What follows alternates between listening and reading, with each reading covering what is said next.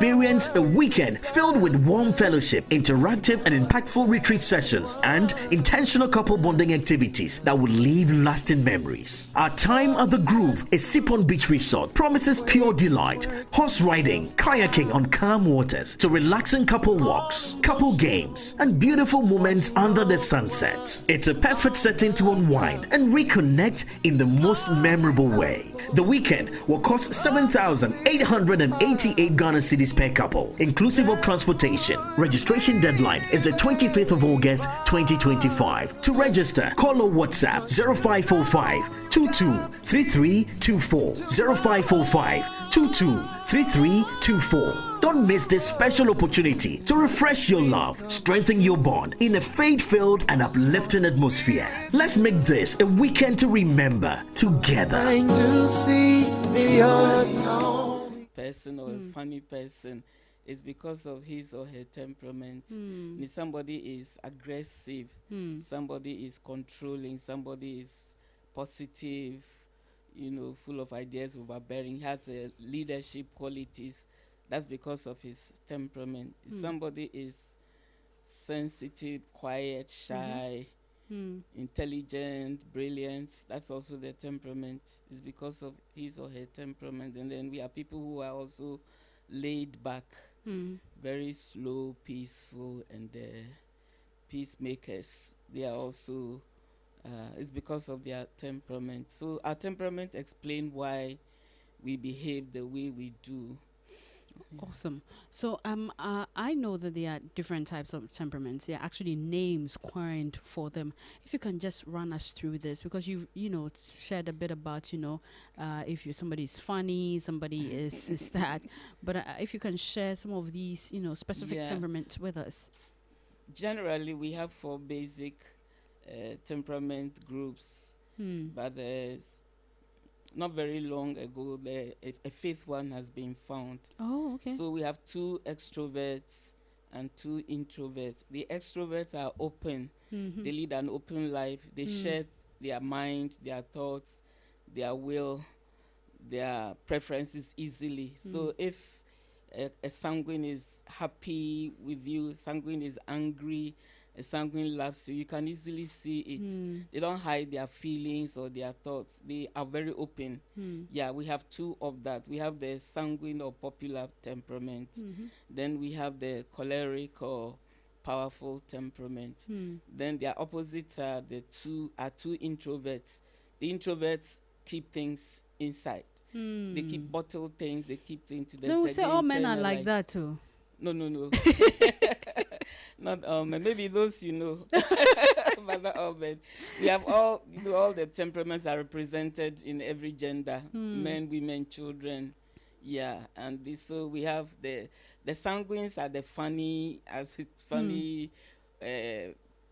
bouncy, noisy, talkative. You can't miss them in any place. If a sanguine is quiet, then she's either sick or has been to the dentist. The cholerics are the powerful, dominant, pushy, controlling.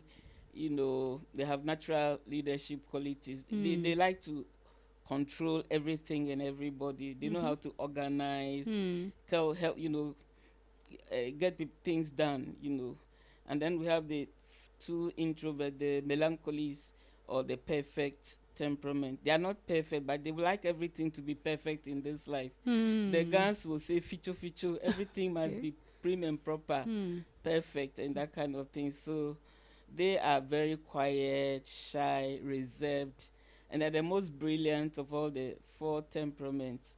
They have contributed to modern science and technology more than any of the temperaments. So if we look at the equipment around us, melancholy mind, the light, and they are creative, they are deep thinkers, and they are researchers. So they are gifted with a sharp mind, and they're very, very at school they are all round.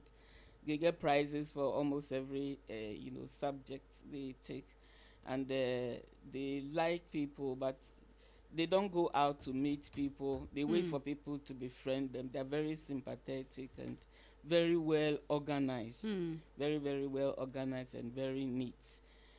And then we have the last one is the phlegmatic or peaceful temperament. The phlegmatics are the quiet. They are also very quiet, very gentle, very soft-spoken. They say very little, but they talk very, their words are very... They're heavy. No, I mean, you hardly even hear them. They don't like sharing. They keep the bottle a lot. What? Wow. So, but they are very understanding, very tolerant, and very patient. If you want to do all the talking, they have all the patience to listen. They make good listeners. They don't assert themselves, but they are also a very kind and nice people, as we would say locally. So That's interesting. Well, please remember that we are live on Facebook, YouTube, and Sunny TV. And so you can just tune into Facebook, YouTube, and Sunny TV, and then you get to, watch us right now. Now, I want to find out if a phlegmatic, that's what you said, and also a sanguine marry. How are they able, what would they be able to harness these temperaments for them to have a successful marriage? sanguines are very outgoing. They go out to make friends. They are they're very friendly people. Right. They can make a friend out of a total stranger. A sanguine will meet for an hour, and next minute he introduces you to another person as my new best friend. Meanwhile, he hasn't known you even for an hour. And then the phlegmatics are very slow, deliberate, gentle. They talk very little. So the sanguine they are fast. They move. They are very impulsive. They move fast. They want everything done. Right. Sanguines move. They talk before they think.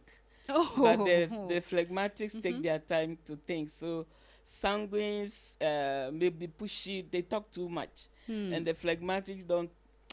I mean, the talking bothers them. So if they work at the relationship, I know a couple like that. The woman is a sanguine. She wants everything done fast because she hardly thinks. And the man is a phlegmatic. But they told me that over the years, they've learned to meet each other midway, halfway. So the woman is not as impulsive as she used to be. And the man is also a bit, he's peppered up, kind of. He's not as slow and as, he doesn't take forever to make up his mind or something. So they meet each other in the middle. You talked about how now these people, they meet each other in the middle. I want us to talk about strategies that these people can actually, put in place to be able to meet each other in the middle and, balance each other in the marriage. Okay, what the first thing we need to know is that no two people are exactly alike. Every human being is unique. That is why if you cannot write or sign your name, you can use your thumbprint. Even identical twins are not the same. Yes, so because of that, we take time to accept the other person. If you have decided to marry the person, the first thing to know is that the person is not like you.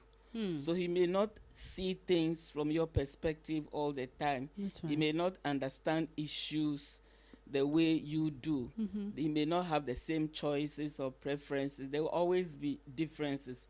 And then also when we talk about a normal marriage, the ones we know here, there are gender differences also. A man is not the same as a woman. That's right. So there are differences. So know that the person you are married to is not the same as you. So you have to make room. I used to be a teacher, and if you found a student who was capable, but maybe was trying, but he could do better, we used to give them the report like room for improvement. So you give. I used to get that a lot actually in school. Oh really? And then they'll add talkative. Oh, every time. I don't want to say you are sanguine. Okay. So you give the person room for improvement. So the first thing we advise is that you accept the person. Sometimes we are drawn together by our strengths. But every person is a mixture of strengths as well as weaknesses. No matter how, perfect or admirable the person is, and because of that you get married to the person. Remember that the person, there's no saint on this planet Earth. The only saint we know is Jesus himself, Christ, aside from him. So no matter how good a person appears to you, or no matter how good you know about him, know that he will disappoint you or she will disappoint you somewhere, someday, because the good things that are coming to you are also accompanied by not so good things, negatives. That's right. So no matter how good a person is, you also have, negative things that will also challenge you. So I tell people that, well, nobody will say, I don't like you, let's marry. We marry because we believe like that the person we want to marry has something good that Right. we like. But when you are courting, you see that you keep seeing the strengths or the good things, even the bad things you don't see because you are so much in love. But when you start settling together, things become different. So you begin to see that we have what we call the opposite. The sanguines and the melancholies are opposites, direct opposites. So where a sanguine is strong, a melancholy is weak. And the cholerics and phlegmatics are also direct opposites. So where a choleric is strong, a phlegmatic is weak. Now, when we are in love, we only see the strengths. But the moment we begin to live together, the weaknesses are very, very loud. They report for duty. And then you realize that if you are the direct opposite, you realize that the person you admire is also weak in an area where you are strong. So you have to make up your mind. I will accept him or her as she is. You can't accept just the strength. You accept the strength as well as the weaknesses. Then you learn to adjust. We are two different people coming together. Aside from even the temperaments, our gender. A man is different from a woman. Then the family backgrounds, how we were raised up, the methods our parents used to raise us, things we have been through in life, and even positions we occupy in the family. If you are a firstborn, if you marry a firstborn, you have different challenges. You are married to a middle child, you also have different challenges. And if you are married to a lastborn, you have different challenges. So these are there. We come into marriage with that, the traits of a firstborn, a middle child, and a last child. And then even the schools we attend, some schools, when you attend some schools, you become aggressive, you become forward, you may even become overconfident. There are some schools where you attend, you have to be reserved. In fact, my fourth child, she's a girl, and she was very, very, very reserved, very timid, reserved, and didn't want to mix. She didn't mix easily, and I never wanted a co-ed school for my children. I didn't want a mixed school, but because of her, I broke my own law. So I made her go to Achimota, a mixed school, for her to come out of her shell. So sometimes we enter into marriage with these things, the way we have grown, how we grew up, how the family traits and family rules and family culture and all that. Sometimes things we have been through. If you marry a woman or a man who lost a parent when she was growing, maybe a father or a mother, they will have some pain somewhere there. And then my sister after me died very early, and her firstborn, every time it's her birthday or the day she died, her firstborn will cry, and the husband knows that. So sometimes you marry somebody who is overly sensitive. They listen, they are hurt. They listen, they are sad. Some of these things are there. And then sometimes a child may not live with his own parents, maybe live with a stranger or a distant, a relative or something. And it's not the same as when they grow up in their own parents' home.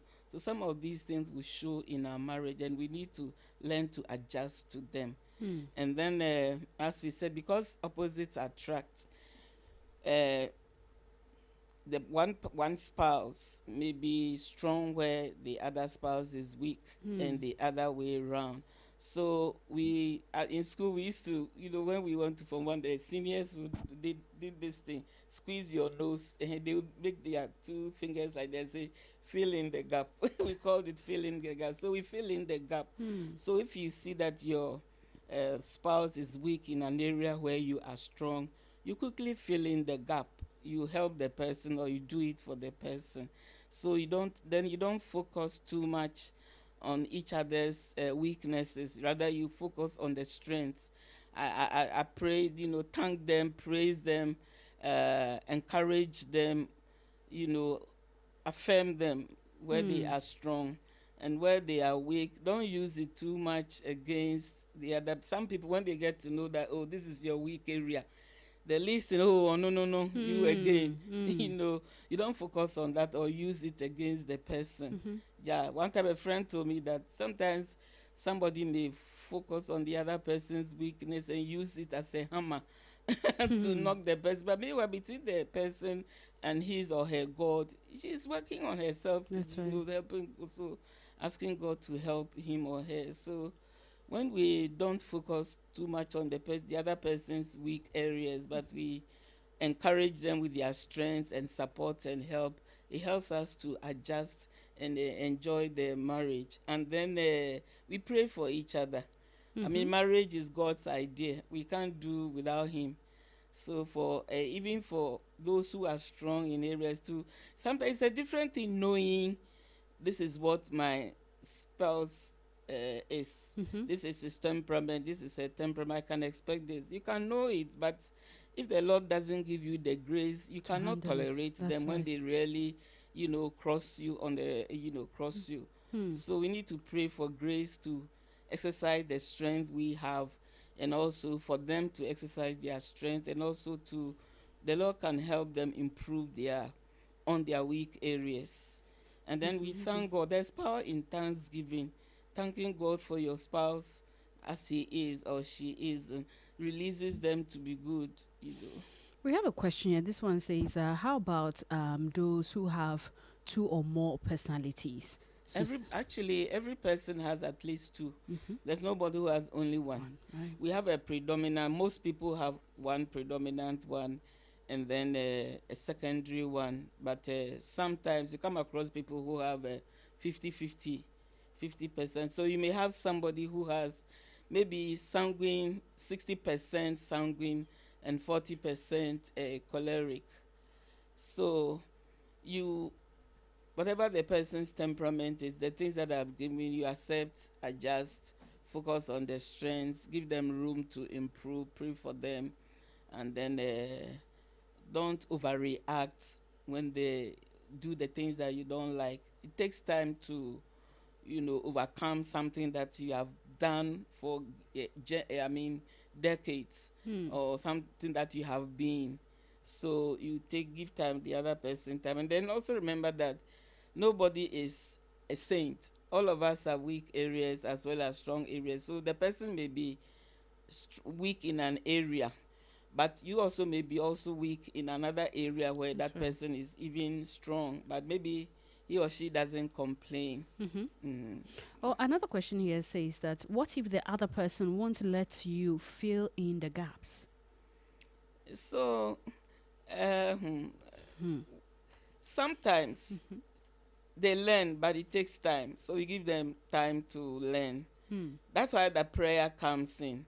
Sometimes there are people who will not even, like the cholerics, for instance, they hardly notice their weak areas. A choleric never accept that I've done wrong. And even when they do something wrong, they will never say sorry. This is a generality. I'm not saying everybody. It's hard for them to apologize or admit they are wrong. So if you live with somebody like that who is very strong and, set in his ways, it may take years for the person to come to that realization that I'm fallible and I make mistakes. So when I make mistake, I knew a relative whose husband was a choleric, and the nature of his work also made him even more even strong-willed. And he said if he did wrong, it made them. Later on, he became a Christian, and then at least there were some soft spots somewhere. He will bring a bar of chocolate instead of saying sorry. He will bring a bar of chocolate from work. So when he brings the chocolate, then you know that he's saying sorry for something he said or did wrong. Well, someone is asking, how do I manage my spouse's temperament to my advantage? Actually, nobody can. Please the question again. How do I manage my spouse temperament to my advantage? So you focus on the strengths, where the person strengths are. And the strengths are actually two. We have two types of strengths. Okay. The first one is the things we do or don't do that make people happy with us, that make people, accept us or want to be in our company. Then the other type of strength is the natural abilities we are born with. So somebody may be a good doctor, somebody may be a good carpenter, somebody may be an artist, somebody may be a musician, or they may play different instruments and that too. So anything that the person does, whether strictly academic, professional, or something of a hobby that is advantageous, you can take it. And then also, if somebody is, because of the person's disposition, it's easy to get along with the person. For instance, if you are married to a phlegmatic hardly complain or rebel or try to control you. So if you are a woman married to a phlegmatic man, you can have your way in many things. And he won't complain when you go out. He won't complain when you are busy with this or busy with that. I mean, they live and let live. But sometimes we also take advantage. And then, so because my husband won't complain when I go out, so you go out and you come home after midnight and you have little children there, or you won't cook, you won't, prepare any food for the house, and then you get up and go and do some other things. Or sometimes some women may even travel, they won't leave any food, prepare any food home in the house and all that. So to work to your advantage, look at the things that you enjoy or you can benefit with, and then take advantage. But then you also find something that the other spouse may also want or need, and you also do it, so that it's like there's a balance. The hand go, hand come. That's right. Well, our time is fast spent, but I want you to give an advice, to couples who are struggling to reconcile their temperament and their strength in their marriage. Yeah. It's not, marriage takes work. Yeah, the things we want to see and experience in our marriages don't come easily, and they don't come just overnight. So sometimes you have to take, be patient, wait, pray until the other person changes. And nobody can change the other person. Only God himself, who made us, can change us. So if you want to, sometimes we get attracted to a particular person because of their temperament. And then when we marry them, we want them to become like us. Let's say that sanguines are very funny people, very loving, very friendly. They make friends all over, very sociable, bouncy. Wherever you go, they know everybody. They want to make friends with just like Eugene. Eugene is like that, the gentleman here. He makes friends with everybody. And then the melancholies are their opposites. Melancholies keep to themselves. They don't go out and make friends easily, though inside they like people. But they are not the type that will. Melancholies are more work-oriented than people-oriented. So they wait for people to come and befriend them. They won't befriend. And but the moment they marry you, they want you to become like them. So they are very well organized. They are prim and proper. They are spick and span. Everything. They are surrounded by so many rules. Yes, the feature thing. And then from sanguines are also, carefree. Carefree. They don't really care about anything. Sanguines don't bother so much about it. But when they marry the sanguines, then they want to control them, measure them. Be this, do this, and sanguines are not like that. Sanguines don't like pressure of any kind. They want to be free. They think they are in this life to be happy and to make others happy. I like the way you said that they think they are in this life to be happy. Yes, and to make others happy. And melancholies are also perfectionists. They are here to, they control everything. They measure everything. If you put, a melancholy puts his maybe pen or pencil here, he knows that it's about 2 inches from the edge of the. When he comes and he's here, you will not be happy. He will not confront. They are not confrontational, but you see from their attitude that they have suddenly become cold. They give you a cold shoulder. They won't talk. They won't mind you. When you ask questions, they will only nod and not open their mouth, and so it's difficult. And then so we learn to accept no matter whoever we marry, even if you marry your twin brother or twin sister, they are different from you. That's right. And you have things that you enjoy, you have things that will challenge you. So you focus on those things that you can enjoy in the meantime, and work on the things that challenge you later with time.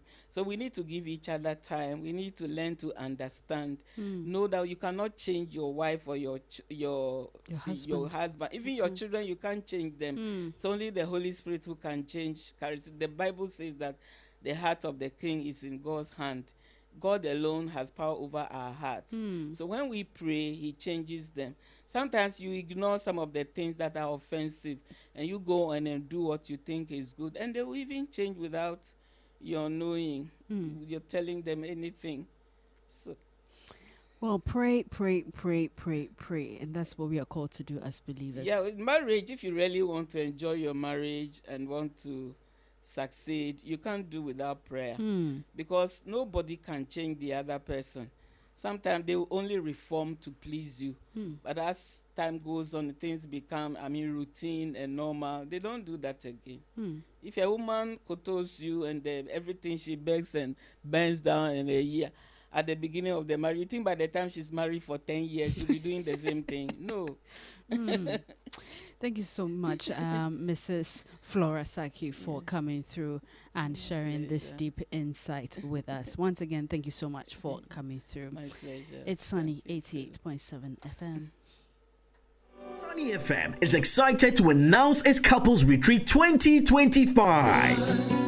Like a dream come true. The Couples Retreat train is heading to the beautiful city of Takoradi this year. Prepare for a refreshing and unforgettable weekend getaway at the Western Serene Atlantic Hotel, crowned with a special vacation at the Groove, a Sipon Beach Resort. Date 29th to the 31st of August 2025. Lock down the date and get ready to experience a weekend filled with warm fellowship, interactive and impactful retreat sessions, and intentional couple bonding activities that will leave lasting memories. Our time at the Groove, a Sipon Beach Resort, promises pure delight, horse riding, kayaking on calm waters, to relaxing couple walks, couple games, and beautiful moments under the sunset. It's a perfect setting to unwind and reconnect in the most memorable